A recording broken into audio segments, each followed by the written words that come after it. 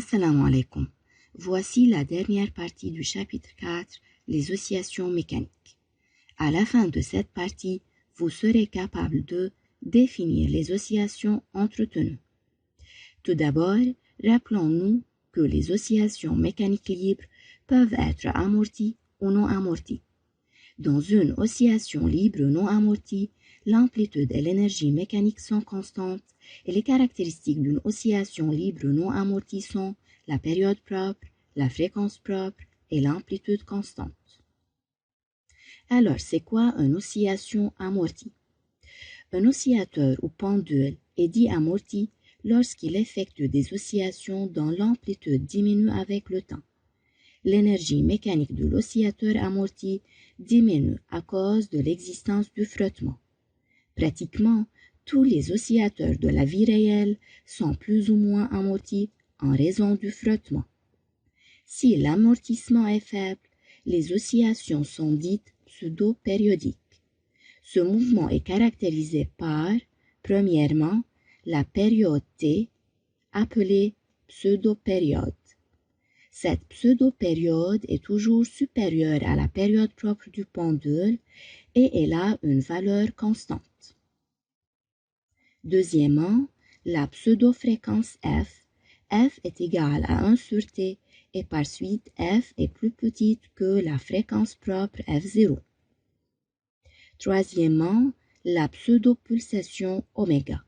Oméga égale 2π sur T, elle est plus petite que la pulsation propre oméga 0. Quatrièmement, l'amplitude des oscillations qui diminue en fonction du temps et devient finalement nulle lorsque le bloc s'arrête. Notons que lorsque les frottements augmentent, l'amplitude diminue d'une façon plus vite. Pour cela, on doit distinguer entre les caractéristiques des oscillations selon la variation de l'amortissement et les comparer avec celles du mouvement libre non amorti. Premièrement, rappelons que l'oscillation libre non amortie a une période propre T0, une pulsation propre oméga 0 et, dans ce cas, l'amplitude reste constante. Si l'amortissement est léger, dans ce cas, la période ou la pseudo-période est à peu près égale à la période propre. La pseudo-pulsation est à peu près égale à la pulsation propre et l'amplitude diminue progressivement. Si l'amortissement est fort, T est légèrement plus grande que T0, oméga est légèrement plus petite que oméga 0 et Xm diminue en fonction du temps pour devenir nul. La diminution de Xm dans ce cas est plus rapide que dans le cas de l'amortissement léger. Dans le cas d'amortissement important, il y a plus d'oscillations. Xm décède, c'est-à-dire que le système revient directement à sa position d'équilibre sans osciller. Rappelez-vous la question posée dans la première vidéo? On peut maintenant y répondre. Dans les voitures, il y a des amortisseurs qui les transforment en oscillateurs harmoniques amortis et les empêchent de continuer à rebondir de haut en bas après chaque bosse ou trou dans un pneu. Pour cela, la sensation de confort est différente d'une voiture à une autre et apparaît spécialement entre voitures modernes et voitures anciennes. Alors, selon votre avis, de quel type d'amortissement devraient être les oscillations de l'amortisseur d'une voiture? Amortissement léger, amortissement fort ou amortissement important? Bien sûr, amortissement important, puisque lorsque l'amortissement augmente, les oscillations disparaissent plus rapidement. Application 1. Le document ci-contre représente la variation de l'abscisse X du centre de masse G du solide d'un pendule élastique horizontal. Le solide part à T0 égale à 0 de sa position d'équilibre avec une vitesse initiale V0. Prendre le plan horizontal passant par G comme niveau de référence de l'énergie potentielle de pesanteur. Préciser premièrement le type des oscillations effectuées par le pendule. En regardant le document, on trouve que l'amplitude XM des oscillations diminue en fonction du temps et par suite on peut dire que les oscillations sont libres amorties. Libres puisqu'il n'y a pas une intervention extérieure qui influe ce pendule. Deuxièmement, en se référant au document, déterminer la valeur de la période du mouvement, puis nommer cette période. Les trois premières oscillations sont effectuées durant 4,1 secondes. Alors, la période est égale à 4,1 sur 3, ça fait 1,367 secondes. Bien sûr, T est nommé pseudo-période. Passons maintenant à la dernière idée de ce chapitre. Comme on a déjà dit que les systèmes réels sont amortis.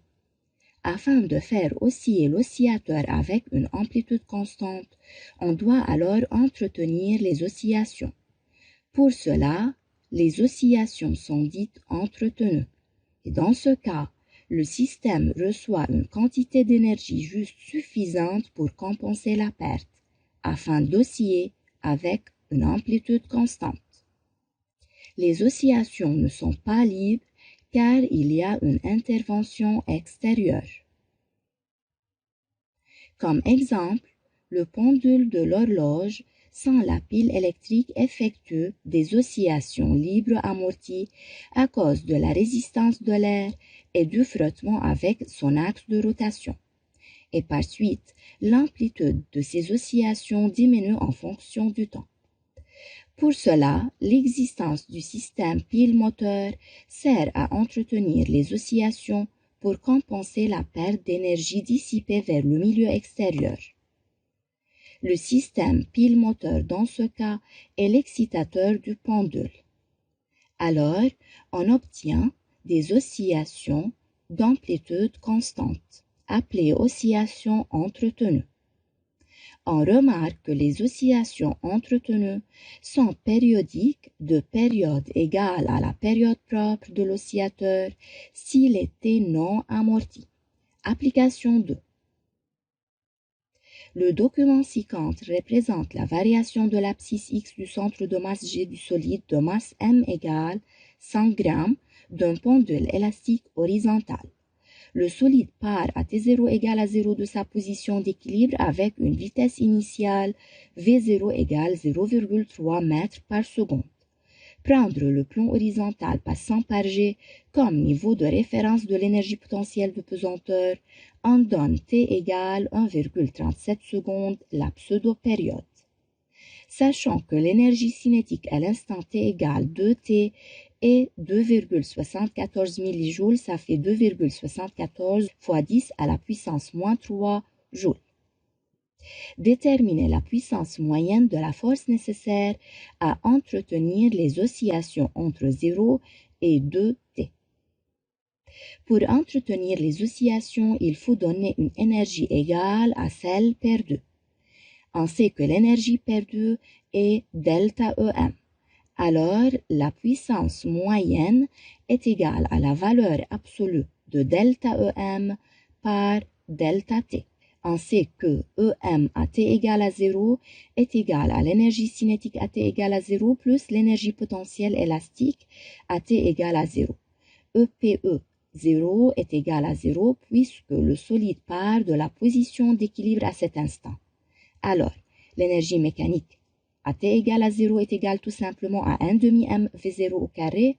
Remplaçons M et V par leur valeur, on obtient EM0 est égal 0,0045 joules.